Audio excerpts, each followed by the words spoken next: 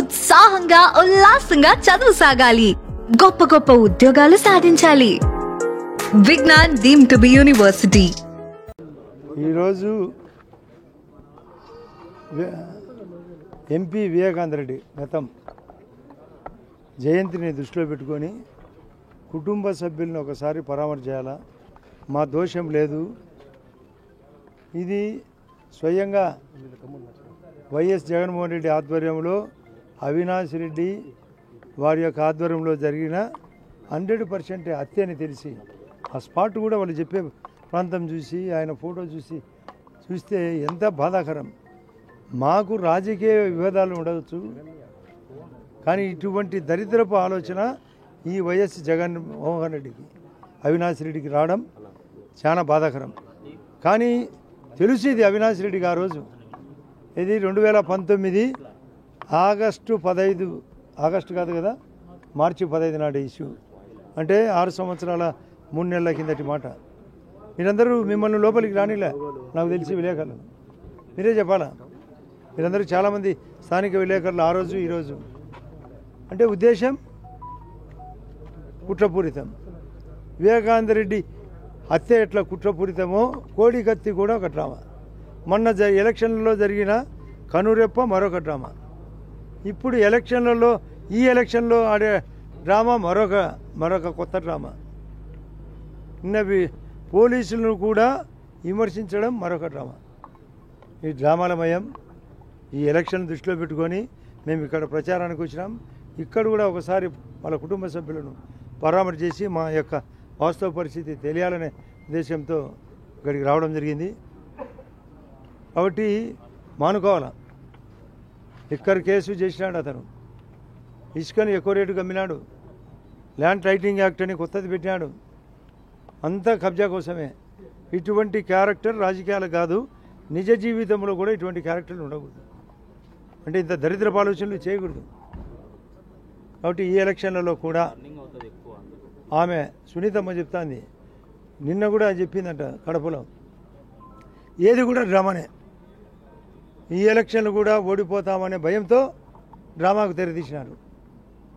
ప్రజాస్వామ్యంగా గతంలో ఎలక్షన్ జరపలే. మొన్న 4.5 సంవత్సరం కిందట జరిగిన లోకల్ బాడీ ఎలక్షన్లలో పోలీసులను అడ్డపెట్టి, మీరు కూడా స్వయంగా ఒక్క ఏజెంట్ నామినేషన్ ఫారం జరిగింది, నామినేషన్ ఫారం జరగలే, ఏజెంట్ పరిస్థితి రాలే.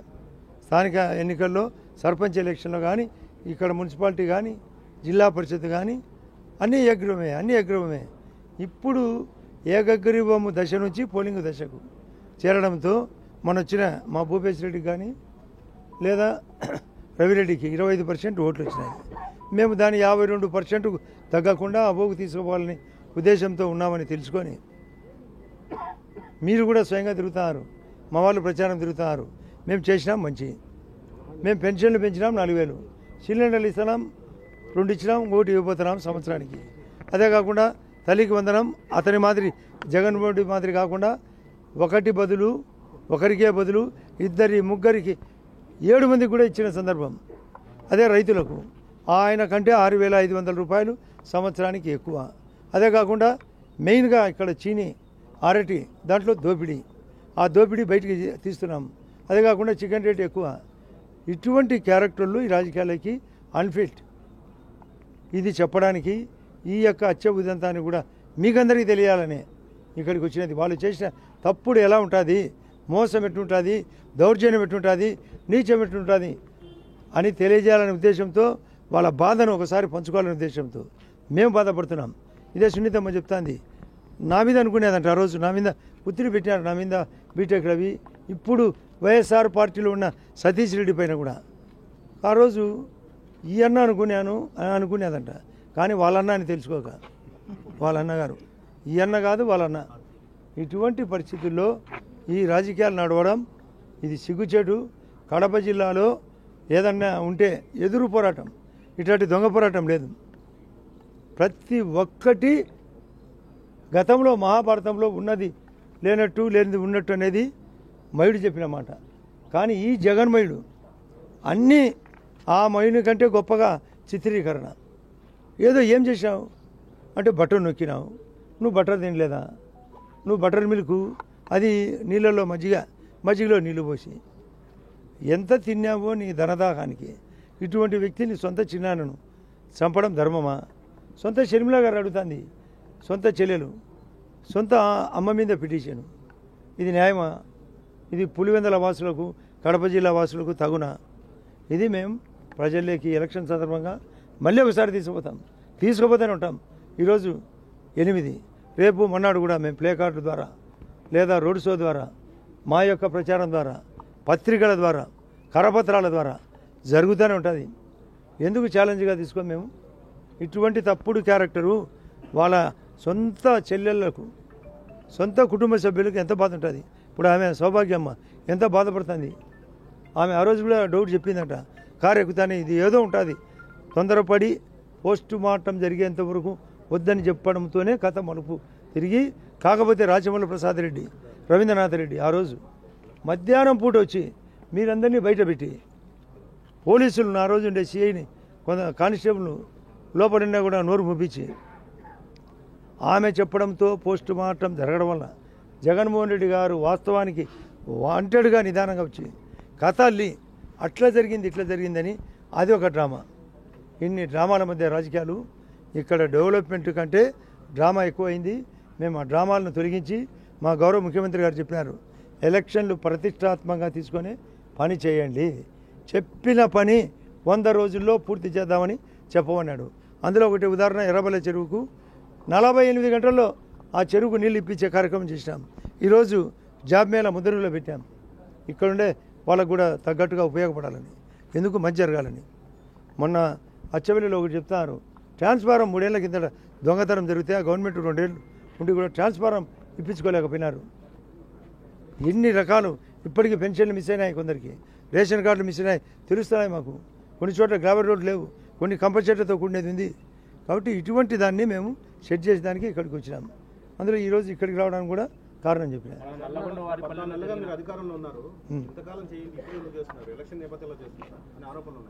ఎవరికి? ప్రభుత్వం 14 నెలలుగా అధికారంలో ఉంది. మీరైతే సమస్యలు చెప్పారు, పరిష్కారం కాలేదని చెప్పారు. 14 నెలలుగా మీ ప్రభుత్వం ఎందుకు చేయలేకపోయింది? ఈ కూటమి ప్రభుత్వం వచ్చినప్పుడు చేయలేకపోవడం ఏంది? చేస్తానే ఉన్నాం. అంటే తల్లికి వందనం ఇలేదా? పులివెందులో చెప్పండి. పులివెందులో డెవలప్మెంట్ సంబంధించి ఎర్రబెల్ల చెరువు చెప్పారు, ఎర్రబెల్ల చెరువు నోటీస్ తీసుకొచ్చారు, వెంటనే చేసినాం. వాళ్ళు కూడా తెలియదు కాదు, చెప్పాలి కదా. అడగంది అమ్మైనా పెట్టదు, అడగంది అమ్మైనా పెట్టదు. సమస్య చెప్పినారు, పూరించినాం. ఇన్ని సంక్షేమ పథకాలు చేస్తున్నామని చెప్తా ఉన్నారు, ఇవే మిమ్మల్ని గెలిపిస్తాయంటారు. మరి ఎందుకు ఈ దాడులు జరుగుతూ ఉంటాయి? వాళ్ళు అదే టీడీపీ వాళ్ళు చేస్తారనేది వైసీపీ వాళ్ళ ఆరోపణ. అసలు వాళ్ళకు దాడులు అలవాటు. వాళ్ళు మా వాళ్ళను బెదిరించినప్పుడు ఈ ప్రజాస్వామ్యంలో ఖచ్చితంగా ప్రతిఘటన ఉంటుంది. ఆ ప్రతిఘటనలో భాగంగానే వాళ్ళు దౌర్జన్యం, ఆ దౌర్జన్యాన్ని మా వాళ్ళు ప్రతిఘటించారు. దానికోసం జరిగింది ఇది. అంతే కదా, ఘటన ప్రతిఘటన కేసులు అయినా అంటే ఇరు వర్గాలు వాళ్ళు చేసినారు కదా, మా వాళ్ళు చేసినారు కదా, ఎందుకు ఊరుకుంటారు? బ్రిటిష్ వాళ్ళ మీద తిరుగుబాటు జరిగింది, వాళ్ళు దారుణం కాబట్టి మేము కూడా ప్రతిఘటన.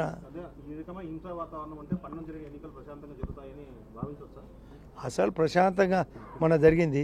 నిన్న ప్రశాంతం లేదా? ఇప్పుడు ప్రశాంతం లేదా? వాళ్ళ సొంతము నుంచి ఈ చేజారుతుందని ప్రశాంతము లేదని ఉంచుతారు. గత ఎలక్షన్లు మీరందరూ విలేకరులు, స్థానికులు, ఆ 4.5 సంవత్సరం కిందట ఏ ఒక్క ఎలక్షన్ నామినేషన్ జరిగింది అక్కడ? వివేకానంద రెడ్డి హత్య మీరందరికీ తెలుసు. మిమ్మల్ని లోపలికి రానిచ్చారా? మీరు చెప్పాలా? మీరందరూ మాకంటే ప్రత్యక్ష సాక్షులు.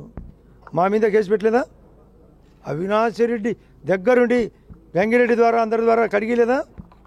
అటువంటి క్యారెక్టర్ వాళ్ళు నిజం చెప్తారనేది అనుకోవడం మీ తప్పు.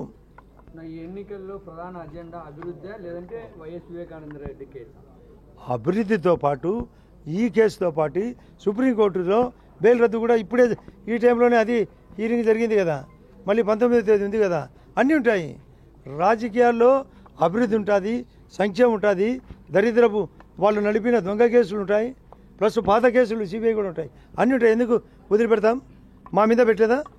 మా మీద ప్రతి కేసు పెట్టలేదా?